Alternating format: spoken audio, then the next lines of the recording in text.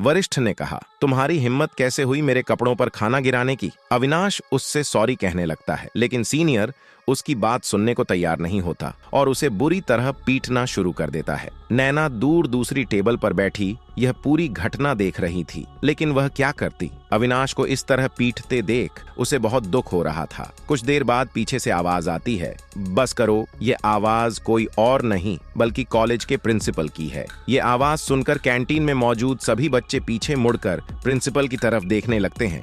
कुछ देर बाद प्रिंसिपल वहां आते हैं और कहते हैं, आप यहाँ क्या कर रहे हैं। वह सीनियर प्रिंसिपल से कहने लगते हैं, सर वो। उन्हें टोकते हुए प्रिंसिपल कहते हैं, आजकल तुम्हारी मनमानी बढ़ती ही जा रही है। तुमने इस लड़के की क्या हालत बना दी है। तुम्हारी इस हरकत के लिए मैं तुम्हें 10 दिन के लिए कॉलेज से बाहर भेज दूंगा।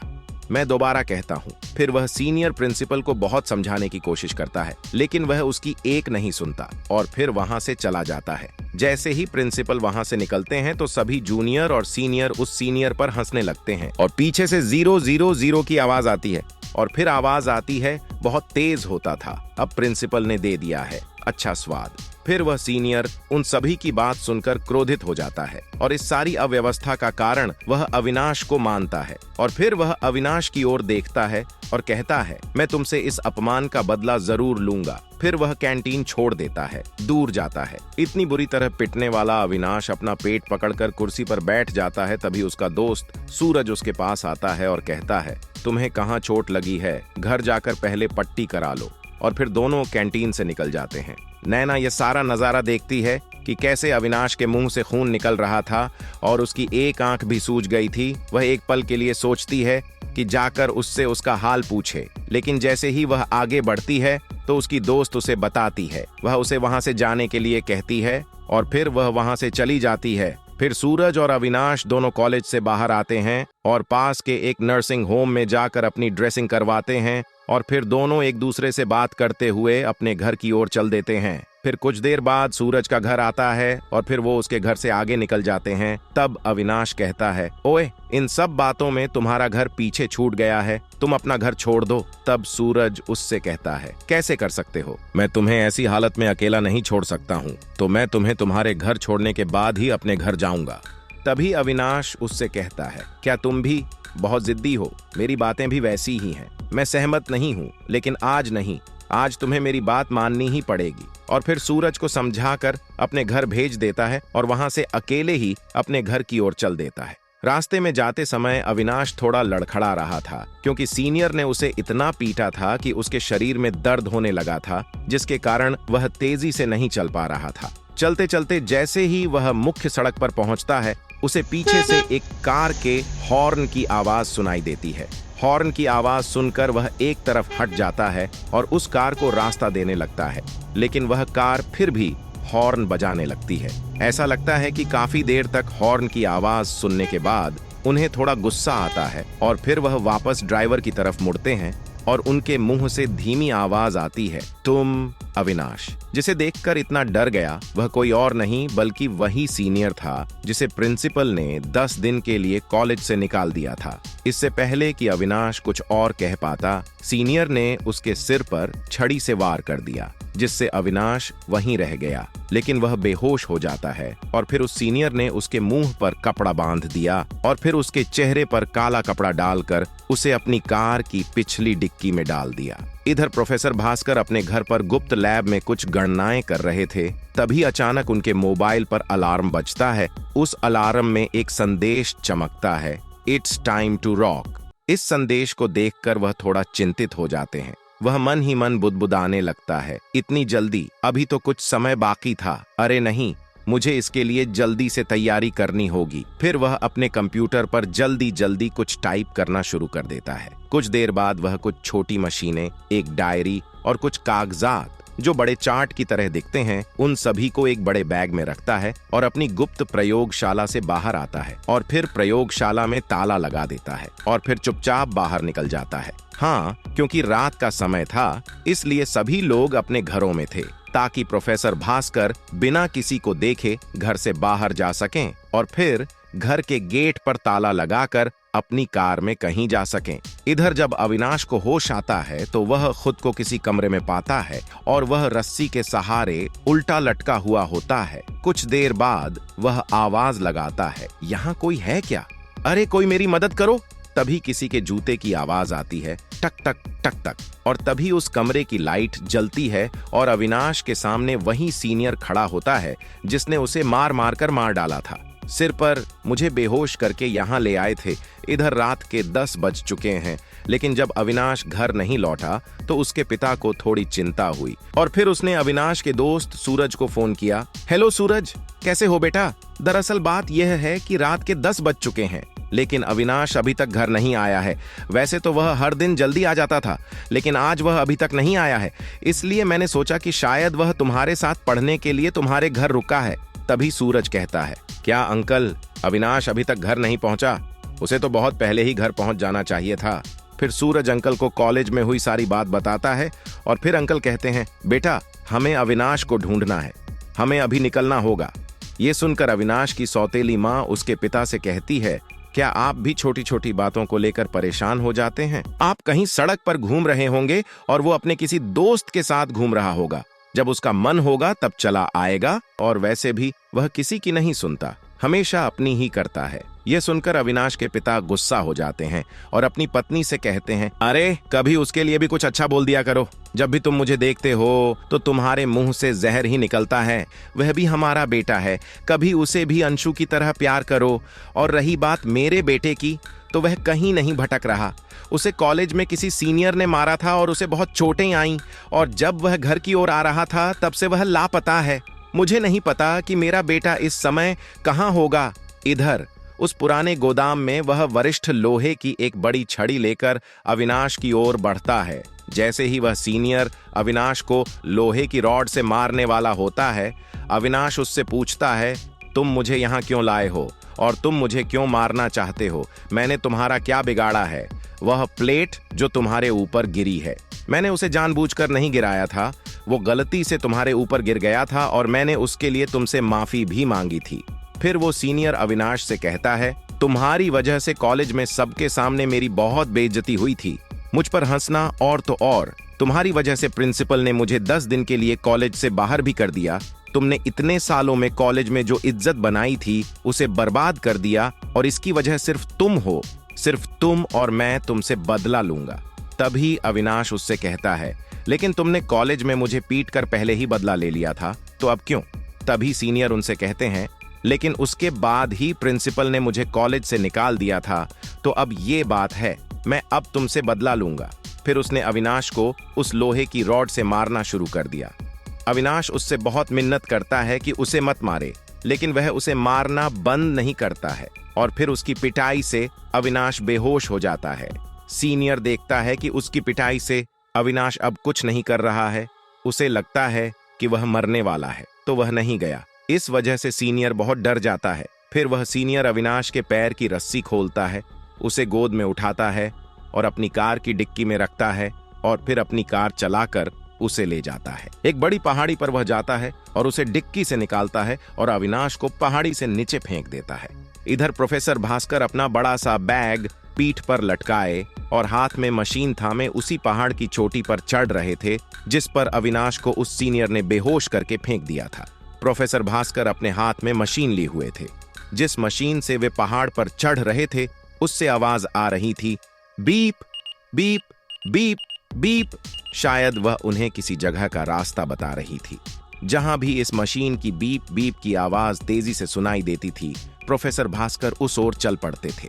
कुछ दूर जाने के बाद प्रोफेसर भास्कर ने कहा, हाँ मुझे मिल गया।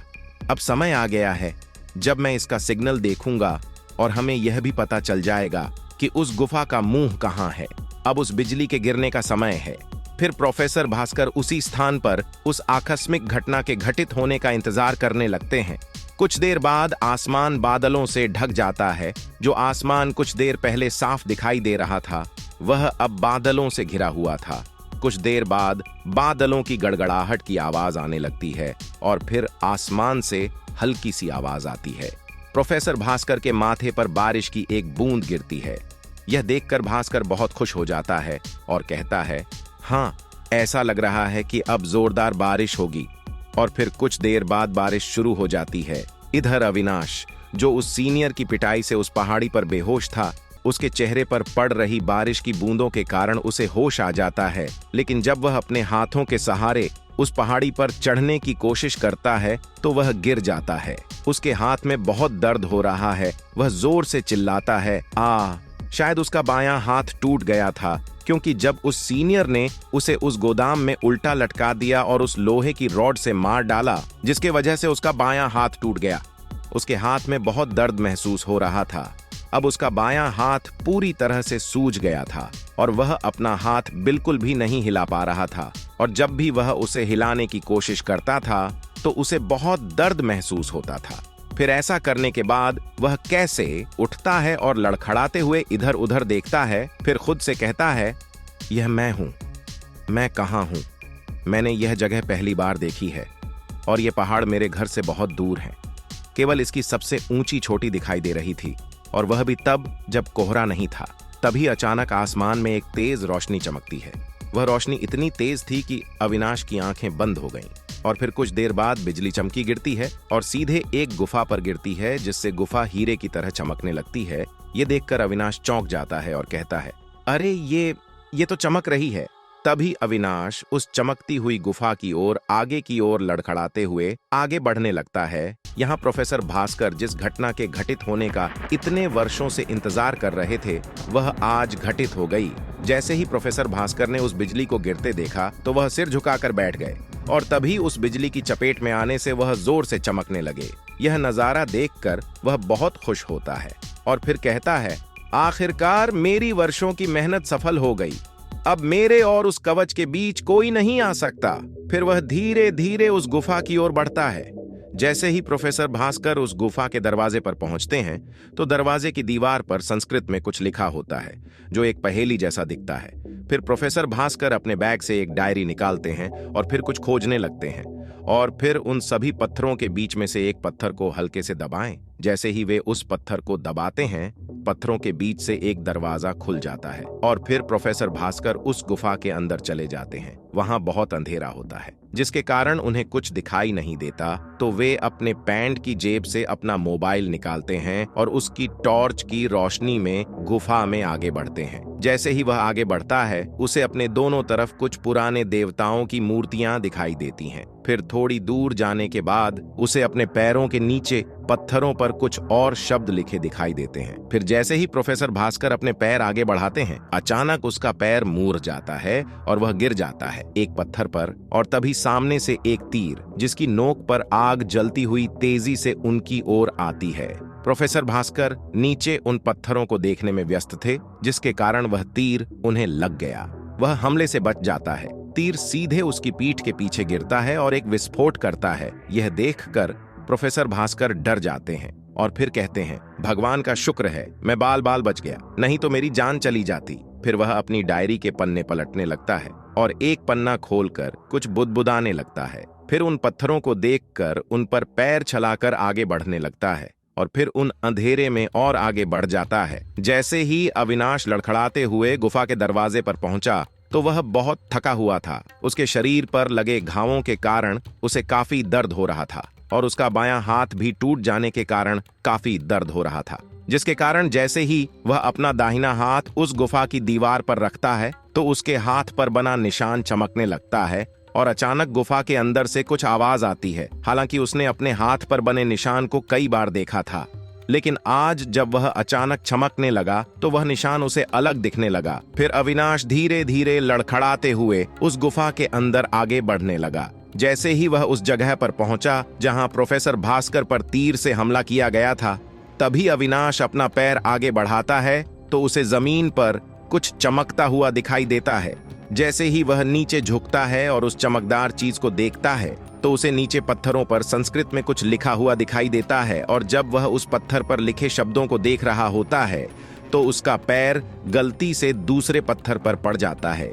तभी उनके सामने से एक तीर आता है, ठीक वैसे ही जैसे प्रोफेसर भास्कर की तरफ आया था, और उनके पीछे एक जोरदार धमाके के साथ सीधे उनके कान के पास गिरता है। फिर वह सोचने लगता है कि यह क्या है। फिर जब उसे अंधेरे के कारण आगे का रास्ता साफ नजर नहीं आता, तो वह अपना हाथ आगे बढ़ाता है और फिर उसे आगे उन पत्थरों पर कुछ चमकता हुआ दिखाई देता है। लेकिन उसे लगा कि अगर उसने उन चमकते पत्थरों पर पैर रख दिया तो शायद वह फिर से उन तीरों की चपेट में आ जाएगा, इसलिए इस बार वह थोड़ा सोचने लगा। फिर उसने मन में सोचा, जब मैंने उस पत्थर पर पैर रखा तभी सामने से एक तीर उड़ता हुआ मेरी ओर आया। फिर उसने निर्णय लिया कि वह एक बार बिना चमक वाले पत्थर पर पैर रखेगा और एक बार चमकीले पत्थर पर, ताकि उसे पता चल सके कि कौन सा सही है। फिर अविनाश उस पर अपना हाथ रखता है। वह आगे बढ़ता है और देखता है जैसे ही वह अपना हाथ आगे बढ़ाता है पत्थर चमकने लगता है, और फिर अविनाश आगे बढ़ता है और उस पत्थर पर अपना पैर रखता है। पैर रखने के बाद वह इधर उधर देखने लगता है, लेकिन कुछ नहीं होता है। फिर वह कहता है, अगर मैं इस दूसरे पर पैर रखूं तो फिर जैसे ही वह चमकते हुए पत्थर पर दूसरा पैर रखता है, उसके सामने से फिर एक तीर आता है और उसे मार देता है। इस बार वह मरने से बच जाता है। फिर कहता है, हे भगवान, मैं बच गया, नहीं तो यही सही होता, अब मैं तो मर ही जाता। तभी अविनाश को समझ आता है कि अगर वह उन चमकते पत्थरों पर पैर रखेगा तभी वह सुरक्षित रहेगा, नहीं तो वह खतरे में है। फिर ऐसे ही अविनाश धीरे धीरे लड़खड़ाते हुए उन चमकते पत्थरों पर पैर रखते हुए आगे बढ़ जाता है।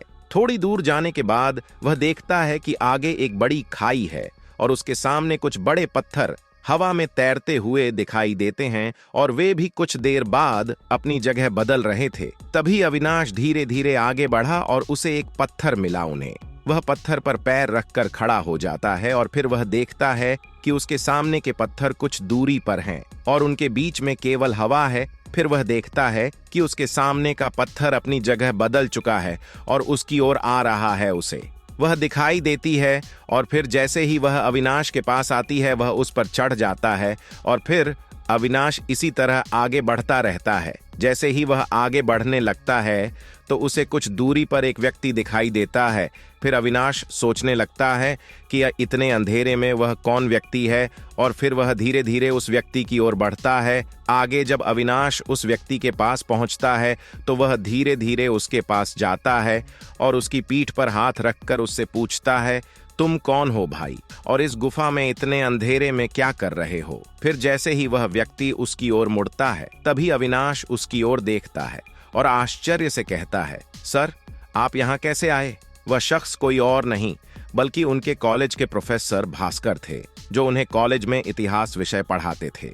तभी प्रोफेसर भास्कर अविनाश को वहां देखते हैं और चौंक जाते हैं और अविनाश से पूछते हैं, अविनाश, तुम यहाँ कैसे आए और तुम्हें ये चोट कैसे लगी? तब अविनाश उन्हें बताते हैं कि उनका कॉलेज कैसा है। उसका अपने सीनियर से झगड़ा हो जाता है और बदला लेने के लिए वह उसे एक गोदाम में ले जाता है और पीट पीट कर मार डालता है, और जब वह बेहोश हो जाता है तो उसे उसी पहाड़ पर फेंक देता है और बारिश के कारण होश आने पर उसे वहीं फेंक कर चला जाता है। फिर वह इस गुफा में आता है। तब अविनाश उनसे पूछते हैं, सर, आप इस पहाड़ पर इस गुफा में क्या कर रहे हैं और आपके हाथ में ये बैग और ये डायरी और ये उपकरण कैसा है? तब प्रोफेसर भास्कर उनसे कहते हैं, मैं आपसे एक दिन कॉलेज में मिला था। ये कहा जाता है कि पौराणिक काल में जब दो राजा आपस में लड़ने जाते थे तो वे अपने शरीर पर एक कवच जैसी चीज पहनते थे जो उन्हें प्रतिद्वंद्वी के हमले से बचाती थी, और इसी कवच के कारण उनकी जान बच जाती थी। इसी तरह का यहाँ एक कवच मौजूद है जिसका नाम इंद्र कवच है,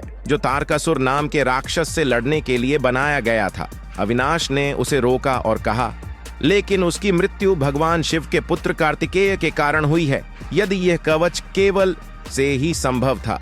तो प्रोफेसर भास्कर ने उनसे कहा, हाँ, लेकिन यह बात की बात है, इससे पहले कि राक्षस ने स्वर्ग पर कब्जा कर लिया और भगवान इंद्र को वहां से भगा दिया, तब भगवान इंद्र ने उससे लड़ने के लिए इंद्र को सभी देवताओं की शक्तियों को एकजुट किया और इस कवच का निर्माण किया, जो कर्ण के सूर्य कवच जितना शक्तिशाली था, और इसके अलावा कर्ण का कवच केवल उसकी सुरक्षा के लिए था, लेकिन इस कवच के साथ साथ पहनने वाले को बहुत सारी शक्तियां भी मिलती हैं, क्योंकि इसका निर्माण भगवान इंद्र के लिए किया गया था। इसलिए इस कवच का नाम इंद्र कवच रखा गया। फिर दोनों आगे बढ़ते हैं और कुछ देर बाद उन्हें सामने से एक अजीब सी रोशनी आती दिखाई देती है। आगे देखने पर उन्हें एक ऊंचे स्थान पर, जहां जाने के लिए सीढ़ियां होती हैं, वहां एक अजीब कवच जैसी चीज रखी हुई दिखाई देती है। फिर दोनों धीरे धीरे उन सीढ़ियों पर चढ़ते हैं और उस कवच की ओर बढ़ते हैं। फिर जैसे ही वे उस कवच के पास पहुंचते हैं, प्रोफेसर भास्कर बहुत खुश हो जाते हैं और जोर से कहते हैं,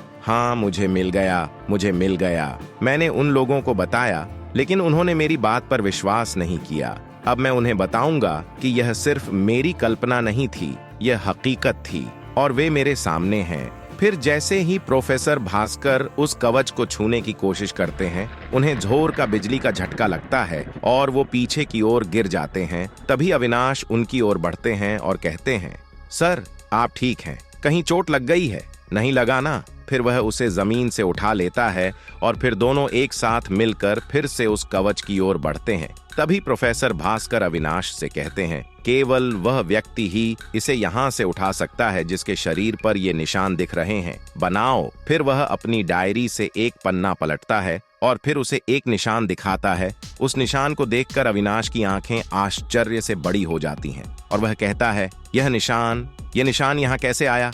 तभी प्रोफेसर भास्कर उनसे पूछते हैं, हाँ, ये निशान, क्या आपने इसे पहले भी देखा है? इस कवच को केवल वही प्राप्त कर सकता है जिसके पास यह निशान होगा। क्या आपने पहले कभी ये निशान देखे हैं? बताओ, आपने ये निशान पहले कहाँ देखे हैं? क्या आपने कॉलेज या कहीं और अपने किसी दोस्त के हाथ पर ये निशान देखे हैं? और फिर अविनाश उनसे कहते हैं, हाँ, मैंने ये पहले भी देखा है। फिर प्रोफेसर भास्कर उनसे कहते हैं, हाँ, बताओ, आपने ये कहाँ देखा है? फिर अविनाश अपना दाहिना हाथ उठाते हैं। वह उनकी ओर इशारा करते हुए कहते हैं, यहाँ। फिर प्रोफेसर भास्कर उस निशान को देखकर खुश हो जाते हैं और कहते हैं, लेकिन यह निशान, आपके हाथ पर यह निशान कैसे आया? क्या आप इसके बारे में कुछ जानते हैं? तब अविनाश उनसे कहते हैं, नहीं, लेकिन ये निशान मेरे हाथ पर बचपन से हैं।